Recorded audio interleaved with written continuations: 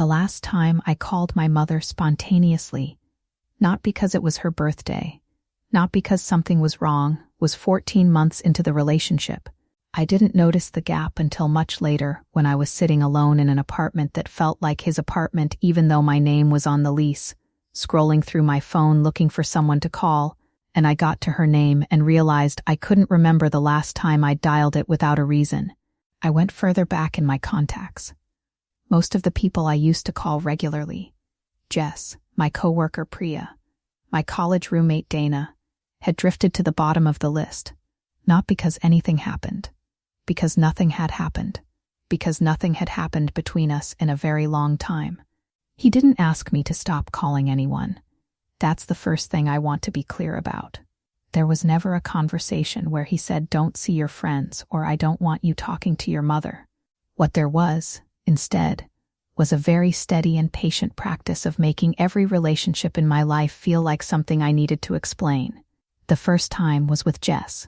We'd been close since the early days of my job, lunch every week, texts throughout the day. He met her once, at a bar, and afterward he was quiet on the drive home. I asked what was wrong. He said nothing. He just wasn't sure she was a good influence. I asked what that meant. He said she'd been a little flirty, and he understood it wasn't my fault. But did I notice how she spoke to me sometimes? Like she didn't entirely respect me? I said I hadn't noticed. He said he was probably wrong. He just cared about me. He dropped it. But the next week, when I mentioned lunch with Jess, he mentioned he'd been hoping we could spend the afternoon together, just the two of us. He'd had a hard week. He made it about connection, not control. He made it about us, not about her. I canceled lunch. It was the first of many. The logic was always the same. It was never about the other person doing something wrong. It was about their effect on me. Priya at work was too competitive, and he was worried I was absorbing her stress. My college roommate Dana was still single and still grieving her last relationship. And being around that kind of energy was holding me back. My mother. This one took longer. Didn't understand the kind of relationship we had. She was too protective. She saw problems where there weren't any. He said this gently. Always gently.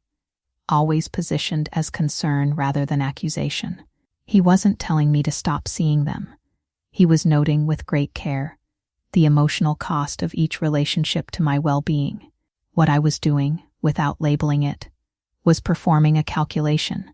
Every time I wanted to see one of these people, I now factored in the debrief afterward, the questions, the quietness, the way he would listen carefully and then say something that sounded like insight but left me feeling like I'd done something subtly wrong. The calculation made it easier to cancel than to go. There's a moment in the middle of an isolation process where you believe you are making choices. You are. That is the most accurate thing I can say about this period. I was choosing, freely and without coercion, to spend less time with the people who loved me. What I was not accounting for was that the menu of choices I was working from had been quietly edited. By the time I was 14 months in, the relationships I had that required no debrief, no explanation, no emotional management afterward, were the relationships I'd allowed to go quiet. The relationships that felt uncomplicated were the ones inside his orbit. His friends, his coworkers, the social life we built together that was functionally entirely his. I had access to all of it. I was included. I felt included. The feeling of being known and held inside that group was real. What I did not notice was that I was the only one in the group who had arrived from somewhere else and stayed. My mother started leaving messages. At first I called back the same day, then within the week. Then I started composing a reason I hadn't called. Something I could report when I eventually did, something that would explain the silence without inviting further questions. He noticed this habit before I did. He said gently that it seemed like I was stressed about the calls with her. Was she putting pressure on me? I said no. He said, "Well, that's interesting, because it seems like they tire you out." He wasn't wrong. They were tiring. in the same way that anything you're managing while watching yourself from a slight distance is tiring. But that's not the same thing as the relationship being the problem. The anchor I come back to now is the contact list. That phone. The way I had been scrolling it in the months before the end, looking for someone to call, and getting 3 names deep before the list became archaeology. Before the names became people I would need to explain the gap to. A gap I didn't have a clean explanation for. I told myself I'd been busy, focused, that healthy relationships don't require constant maintenance. I had absorbed, without registering it as a belief, the idea that the people who had known me longest were somehow the least essential to my daily life. The ending was not dramatic. There was no confrontation, no revelation.